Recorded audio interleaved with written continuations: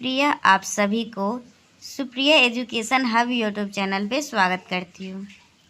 आज के वीडियो में क्या देखने वाले हैं, मैं आप लोगों को हिंदी 100 मार्क्स का टॉप 10 का क्वेश्चन विद सॉल्यूशन करवा रही हूँ। ओके, तो जिसमें हम लोग क्या करने वाले हैं ये सुनिए। हम लोग क्वेश्चन नंबर 1 में आप लोगों को 5 क्वेश्चन पूछे जाते हैं और आप लोगों को एग्जामिनेशन में 3 क्वेश्चन का आंसर देना होता है। तो ये सारी क्वेश्चन सभी क्वेश्चन को हम लोग समझ चुके हैं। मैं आप लोगों को बता दूं, आप लोगों को डिस्क्रिप्शन में लिंक मिल जाएगा जिसमें ये आप लोगों को लेक्चर 1 में कवर किया गया है, समझिया, और मुक्तिधन आप लोगों को लेक्चर 2 में कंप्लीट किया गया है। विराम चिन्ह आप लोगों को लेक्चर 3 में किया गया है। मलबे का मालिक लेक्चर 4 में किया गया है। संघमित्रा जो है ना उसका लेक्चर 5 में किया हो गया है। राम राज्य का लेक्चर 6 में किया गया है। और ये जो आजन्य है ना, ये मैं लेसन 1 में पहले ही पढ़ाई थी। तो ये जो क्वेश्चन है ना, जिस वीडियो में इस क्वेश्चन का सॉल्यूशन बताई थी वो मैं आप लोगों को इस प्लेलिस्ट में ऐड कर दी हूँ। ओके, तो इस तरीके से हम लोग का क्वेश्चन नंबर 1 के सभी क्वेश्चन कंप्लीट होता है। आज हम लोग क्वेश्चन नंबर 2 के सभी क्वेश्चन देखेंगे एक ही वीडियो में, ज़्यादा वीडियो नहीं बनाएंगे। ओके, तो देखिए सबसे पहले क्या है, आप लोगों को क्वेश्चन 2 में क्या होता है। देखिए ये जो वीडियो है ना वो बीएससी, बीकॉम, बीए तीनों स्ट्रीम के लिए है। तो तीनों स्ट्रीम वाले स्टूडेंट को आप लोग जरूर शेयर कीजिएगा वीडियो। ओके, देखिए क्वेश्चन नंबर 2 क्या है, निम्नलिखित में से किन्हीं 2 अवतरणों का अर्थ स्पष्ट करें। पहला क्या है, सब कुछ बदल गया मगर बोलियां नहीं बदली। सब कुछ बदल गया मगर बोलियां नहीं बदली, ये इसका जो है ना अर्थ जो है ना स्पष्ट करना है। तो चलिए अब हम लोग ये देखेंगे। चलिए देखिए हम लोग को कौन सा किसका अर्थ स्पष्ट करना था। सब कुछ बदल गया मगर बोलियां नहीं बदली। तो मोहन राकेश लिखित मलबे का मालिक शीर्षक कहानी की इस पंक्ति में गनी मियाँ अमृतसर की औरतों की बोली पर आश्चर्य प्रकट कर रहा है। ये जो है सबसे पहले तो ये समझिए, सब कुछ बदल गया मगर बोलियां नहीं बदली, ये कौन से कहानी से लिया गया इस लाइन को। तो मलबे का मालिक शीर्षक कहानी से लिया गया है। ओके, मोहन जो है मोहन राकेश लिखित मलबे का मालिक शीर्षक कहानी की इस पंक्ति में गनी मियाँ अमृतसर की औरतों की बोली पर आश्चर्य प्रकट कर रहा है। गनी मियाँ 7.5 साल के बाद अमृतसर आया है। गनी मियाँ 7.5 साल के बाद अमृतसर आया है। देश विभाजन से पूर्व वह लाहौर चला गया था। उसका पुत्र चिरागदीन अपने नवनिर्मित छोटे किंतु सुंदर मकान के मुंह में फंसकर सपरिवार जान से हाथ धो बैठा। गनी मियाँ परिवार के नष्ट होने का समाचार जानता था किंतु मकान उसे भी खींच लाया। अमृतसर आने पर वह बड़ी हसरत से अपनी पुरानी गली के मुंह पर पहुंचता है। वहां 2 स्त्रियां अपने वृहत गाली ज्ञान का आदान प्रदान कर रही थी। गनी मियाँ उनकी बोलियों से वह प्रकृति देखता है जो यहाँ रहने के समय देखता था। इसलिए वह बोलता है, सब कुछ बदल गया मगर बोलियां नहीं बदली। 7.5 वर्ष के दरमियान अमृतसर के सभी मोहल्लों के तकरीबन बहुत अधिक परिवर्तन हो चुके थे। भागे हुए मुसलमानों की जमीन दुकान पर वहां के निवासियों ने कब्जा कर लिया था। बड़े ऊंचे ऊंचे मकान बन गए थे। सड़कें चौड़ी हो गई थी। लोगों के लिबासों में भी बदलाव आ गए थे। लेकिन इन परिवर्तनों के बावजूद औरतों के वाक्य युद्ध के स्वर में कोई परिवर्तन न देखकर गनी मियाँ के हृदय की पहचान उनके स्तर में फूट पड़ती है कि सब कुछ बदल गया लेकिन बोलियां नहीं बदली। मतलब वो जो जहाँ रहते थे अमृतसर में, वहाँ पे जब वो 7.5 साल के बाद आए तो देखे सब कुछ बदल गया था। जैसे में सड़कें चौड़ी हो गई थी, जो कपड़ा लोग पहनते थे वो कपड़ा को पहनने का स्टाइल चेंज हो गया था। मतलब बहुत सारी चीज़ें चेंज हो गई थी। लेकिन जो एक दूसरे से जैसे झगड़ा होता है ना, वो जो गाली देते थे ना, वो गाली देने का अंदाज अभी भी नहीं बदला है, अभी भी सब वैसे ही करते हैं। लगता है कि गनी मियाँ के माध्यम से कथाकार यह समझाना चाहता है कि मनुष्य के बोली के उच्चारण पर क्षेत्रीय प्रभाव रहता है जिससे बाहरी परिवर्तन बदल नहीं सकता। दूसरा कि गनी मियाँ वहाँ की औरतों का लिबास और आवाज़ में परिवर्तन तथा आंतरिक फुहरपन पर फवतिया कसता है। दरअसल तन को सभ्य दिखलाने से अच्छा मन को सभ्य बनाना सामाजिक एकता के लिए वरदान साबित होता है। ठीक है, तो हम लोग का क्या था, सबसे पहला क्वेश्चन था, क्वेश्चन नंबर 2 का सबसे पहला क्वेश्चन यही था, सब कुछ बदल गया मगर बोलियां नहीं बदली। इसका अर्थ के अवतरण को स्पष्ट करना था।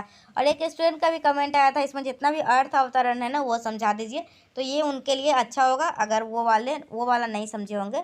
ओके, पहला नंबर जो क्वेश्चन था वो तो आप लोग गेस पेपर से भी कर लीजिएगा और ये यहाँ से कर लीजिएगा तो ज़्यादा बेटर होगा। तो चलिए क्वेश्चन नंबर 2 का ऑप्शन नंबर ए कर लिए। अब क्वेश्चन नंबर 2 का ऑप्शन नंबर बी मतलब ख को हम लोग देखेंगे। ओके, देखिए यहाँ पे आप लोग क्वेश्चन देखिए। क्वेश्चन नंबर 2 का कॉल देख लिए, सब कुछ बदल गया मगर बोलियां नहीं बदली। ये मलबे का मालिक चैप्टर से लिया गया है। दूसरा क्वेश्चन क्या है, विजेता और विजित की मनोदशा में आकाश पाताल का अंतर होता है। तो हम लोग इसका अर्थ को स्पष्ट करेंगे, विजेता और विजित की मनोदशा में आकाश पाताल का अंतर होता है। ओके, क्वेश्चन नंबर 2 क्या है आप लोगों का, विजेता और विजित की मनोदशा में आकाश पाताल का अंतर होता है। ओके, इसी का हम लोग का अर्थ समझाना था। विजेता और विजित की मनोदशा में आकाश पाताल का अंतर होता है। दोनों बिल्कुल दो वस्तुएं हैं, ना तुम लोग हमें समझ सकोगे ना हम तुम्हें समझ सकेंगे। हम समांतर रेखाएं हैं, एक बिंदु पर मिल नहीं सकते।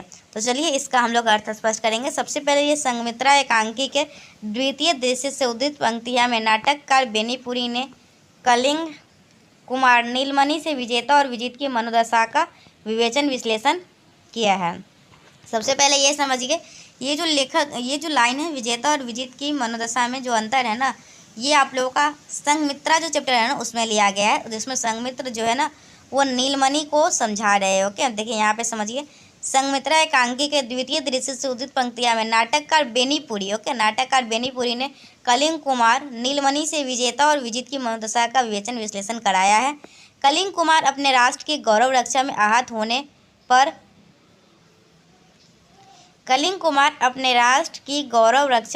होने पर पाटलिपुत्र यात्रा किया गया। वह अशोक के राजप्रसाद के बंदीगृह में कैद थे। वही अशोक पुत्री संघमित्रा से उसकी भेंट होती है तथा दोनों के बीच वार्तालाप होता है। कलिंग कुमार की अशोक ने करा दी तथा बंदीगृह में उसके लिए जीवन उपयोगी सभी वस्तुओं की व्यवस्था कर दी है। अशोक ने स्वयं अपनी पुत्री पर उसकी सेवा शुश्रूषा का भार दे दिया है। फिर भी राजमहल में उसको चैन और शांति की उपलब्धि नहीं हो रही है। यह कभी नहीं भूलता है कि वह विजित देश का कुमार है और विजेता के द्वारा उपहार स्वरूप यहाँ लाया गया है। नीलमणि की मनोदशा उसको विजेता और विजित में अंतर स्पष्ट करने के लिए प्रेरित करती है। नीलमणि मानता है कि विजेता के हृदय में उल्लास, उमंग और उत्साह का मान निहित रहता है और विजित के अंतःस्थल में क्षोभ, प्रतिशोध की भावना विद्यमान रहती है। विजित अपनी हीनावस्था के आक्रोश से आंदोलित रहता है, इसलिए वह संघमित्रा से कहता है कि तुम्हारे मस्तक पर विजय श्री का उपहार है और मेरे मस्तक पर पराजय की हीन भावना। इन दोनों मनोदशाओं में सामंजस्य होना असंभव है। दोनों के मनोभाव समांतर रेखा की तरह है, अतः दोनों एक दूसरे को समझ नहीं सकते। दोनों के विचार एक बिंदु पर नहीं मिल सकते। ओके, आप लोगों को पता होगा जो दो पैरेलल लाइन होती है ना वो कभी भी आपस में नहीं मिल सकती है, ये इनफाइनाइट पे जाके मिलती है। जैसे ट्रेन की पटरी की बात किया जाए, आप लोगों को लगेगा थोड़ा आगे मिलेगा और ये जाते जाते ये पूरा इनफाइनाइट पे मतलब कि नहीं मिलती है। ओके, उसी तरीके से जो संघमित्र है और नीलमणि है, दोनों का जो विचार है, भावना है, इन दोनों की मनोदशा में जमीन आसमान का अंतर है। ये दोनों आपस में नहीं मिल सकते। जैसे समांतर रेखाएं एक समांतर रेखाएं नहीं मिलती है। ओके, तो यही था हम लोग का क्वेश्चन नंबर 2। क्या था, विजेता और विजित की मनोदशा में आकाश पाताल का अंतर होता है। तो ये हम लोग का जो लाइन है ये हम लोग का किससे लिया गया, संघमित्रा चैप्टर जो है ना उसके द्वितीय दृश्य से लिया गया है। और संघमित्रा के लेखक जो है वो है रामवृक्ष बेनीपुरी जी, और रामवृक्ष बेनीपुरी जी को कलम का जादूगर भी कहा गया है। अब चले हम लोग तीसरे क्वेश्चन की ओर मूव करते हैं। ओके, क्वेश्चन नंबर 3 क्या है, प्रेम और युद्ध एक ही सिक्के के दो रूप हैं, अलग अलग रूप किंतु शरीर एक, अलग शब्द किंतु अर्थ एक, बोल अलग किंतु मोल एक। समझिए ध्यान से, प्रेम और युद्ध एक ही सिक्के के दो रूप हैं, अलग अलग रूप किंतु शरीर एक, एक अलग शब्द किंतु अर्थ एक, बोल अलग किंतु मोल एक। तो हम लोग इसका अर्थ को स्पष्ट करेंगे, प्रेम और युद्ध एक ही सिक्के के दो रूप है। ओके, तो चलिए इसको भी देख लेते हैं। युद्ध एक ही सिक्के के दो पहलू हैं, अलग रूप किंतु शरीर एक, अलग शब्द किंतु अर्थ एक, बोल अलग किंतु मोल एक। ओके, तो हम लोग इस क्वेश्चन को देखेंगे क्या कहता है, इसमें क्या लिखा हुआ है। सबसे पहले तो ये जानिए आप लोगों का ये जो लाइन है ना ये संघमित्रा चैप्टर से के तीसरे दृश्य से लिया गया है। तो देखिए ये पंक्तियाँ, और मैं एक बात कहना चाहती हूँ, अगर आप लोगों को हिंदी 100 मार्क्स का टॉप 10 क्वेश्चन विद सॉल्यूशन चाहिए तो मैंने पूरा प्लेलिस्ट बना दिया है, आप लोग वहाँ से जाके पूरे वीडियो को देख सकते हैं। ओके, तो मैं सारा कुछ यूट्यूब पे फ्री में प्रोवाइड करती हूँ, तो आप लोग को यहाँ से आसानी से ले सकते हैं। लेकिन अगर PDF चाहिए तो उसके लिए पे करना होगा, और उसके और उसके अलावा कोई ऑप्शन नहीं है। और मैं पढ़ा रही हूँ, आप लोग यहाँ से देखिए ना, फिर ज़्यादा टेंशन लेने की क्या ज़रूरत है। मैं बिल्कुल नहीं बोलूँगी कि आप लोग PDF बाय कीजिए। चलिए देखिए क्या है, ये पंक्तियाँ रामवृक्ष बेनीपुरी लिखित एकांकिक संघमित्रा के तीसरे दृश्य में संघमित्रा और मल्लिका की परस्पर वार्ता के क्रम में मल्लिका के प्रति संघमित्रा के संवाद रूप में आई है। संघमित्रा सम्राट अशोक की पुत्री है और मल्लिका संघमित्रा की परिचारिका। संघमित्रा अब विवाहिता है। नीलमणि उसके जीवन से, पाटलिपुत्र से अलग हो चुका है। फिर भी नीलमणि की बातें संघमित्रा के कानों में गूंजती रहती है। वह नीलमणि को भूल नहीं पाई है। पाटलिपुत्र को धिक्कार करने वाला और गंगा के पानी में ढोंग देखने वाला उद्भ्रांत चित्त नीलमणि उसके हृदय प्रदेश से विचरण करता रहता है। कलिंग उसके पिता के लिए चुनौती थी, नीलमणि संघमित्रा के लिए। एक ने युद्ध की निरर्थकता सिद्ध की, दूसरे ने प्रेम की। इसी प्रसंग से जुड़े भाव प्रभाव में संघमित्रा उक्त संवाद बोलती है। संघमित्रा कहती है कि प्रेम और युद्ध एक ही सिक्के के दो पहलू हैं, जिनके रूप, शब्द और बोल तो अलग अलग होते हैं, किंतु शरीर, अर्थ और मोल एक ही होते हैं। हृदय के जिस स्थल से वैर भाव फूटता है और जिसके कारण युद्ध होता है, उसी स्थल से प्रेम का पीयूष प्रभाव भी उच्छ्वासित होता है। जो युद्ध करता है उसमें प्रेम भाव का प्रस्फुटन भी होता है। युद्ध और प्रेम दोनों ही का लक्ष्य कुछ प्राप्त करने की दिशा में स्थित होता है। दोनों ही स्थितियां में कर्ता को कीमत चुकानी पड़ती है, महत्व के लिए, उपलब्धि के लिए। उद्धृत पंक्तियों से यही भाव निरूपित हुआ है। तो आप लोगों का जो 2 का ऑप्शन नंबर ग था, उसको आप लोग जाने। प्रेम और युद्ध एक ही सिक्के के दो पहलू है। ये किसके द्वारा बोला गया और क्यों बोला गया, इसका भाव क्या था, ये सारी बातें जाने। और एक बात मैं कहना चाहती हूँ, बहुत सारे स्टूडेंट बोलते हैं मैं ये नोट्स वगैरह पेड क्यों देती हूँ, मतलब पेमेंट लेने के बाद ही देती हूँ, फ्री में क्यों नहीं देती हूँ। तो बोलिए, अगर मैं आप पूरे दिन मेहनत करके इसका तैयार करूँगी और पूरे दिन मैं फ्री में ही सबको दूँगी, तो फिर इतना मेहनत करो, कुछ नहीं मिला, तो फिर मेहनत करने में मज़ा नहीं आता है। ठीक है, चलिए देखिए नेक्स्ट क्वेश्चन क्या आप लोगों का।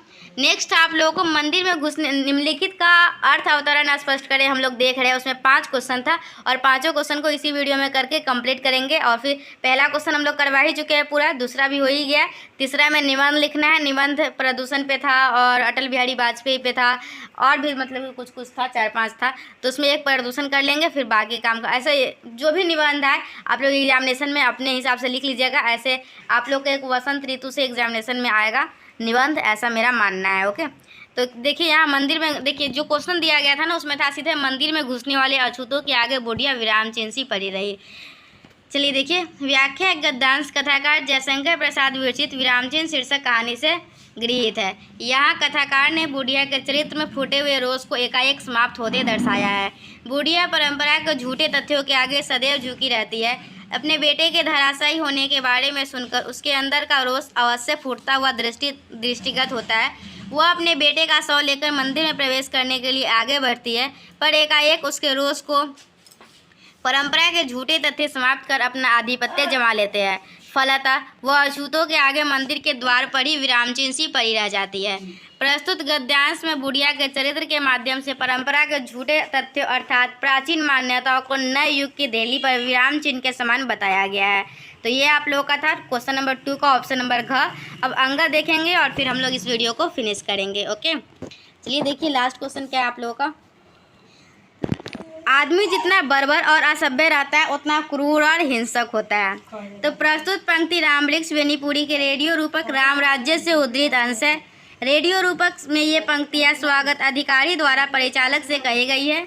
स्वागत अधिकारी और विदेशी क्या था, स्वागत अधिकारी और विदेशी पुरुष में अस्त्र शस्त्र एवं सेना के संबंध में भी बातें होती है। वह कहता है कि प्रहार हमारे देश में बापू के राम राज्य में कोई किसी पे प्रहार नहीं करता, हम अपूर्ण सभ्य हो चले हैं। आदमी जितना बर्बर और असभ्य रहता है उतना क्रूर और हिंसक होता है। बेनीपुरी जी ने कर्मयोगी गांधी की अहिंसा प्रियता की चर्चा की है। यह अहिंसा संसार भर को भारत की देन है। गांधी दर्शन के अनुसार यह अहिंसा भय से नहीं प्रेम से जन्म लेती है। गांधी की अहिंसक नीति हमारे धार्मिक ग्रंथों की देन है। तो ये हम लोगों का रहा 2 का ऑप्शन नंबर जो लास्ट था ना वो। तो फर्स्ट नंबर क्वेश्चन कंप्लीट है, सेकेंड नंबर क्वेश्चन कंप्लीट है, तीसरा में आप लोगों का निबंध लिखना है। आप लोग मैं प्रदूषण पे निबंध थोड़ा सा आप लोग देख लीजिए यहाँ से। ओके, और उसके बाद 4, 5, 6 3 में है जो कि आप लोगों का था। एक था लिंग निर्णय करना था और एक वाक्य प्रयोग द्वारा मुहावरा का अर्थ स्पष्ट करना था। ओके, नेक्स्ट वीडियो में हम लोग 4, 5, 6 तीनों कर लेंगे। फिर हम लोगों का हिंदी 100 मार्क्स का टॉप 10 क्वेश्चन का पूरा सोल्यूशन इस प्रकार से आप लोगों को मिल जाएगा। ओके, PDF चाहिए होगा तो टेलीग्राम पे कांटेक्ट कर सकते हैं। ठीक है, तो मिलते हैं नेक्स्ट वीडियो में। Till then bye, thanks for watching my video and thanks for coming Supriya education अब। Okay bye, thank you.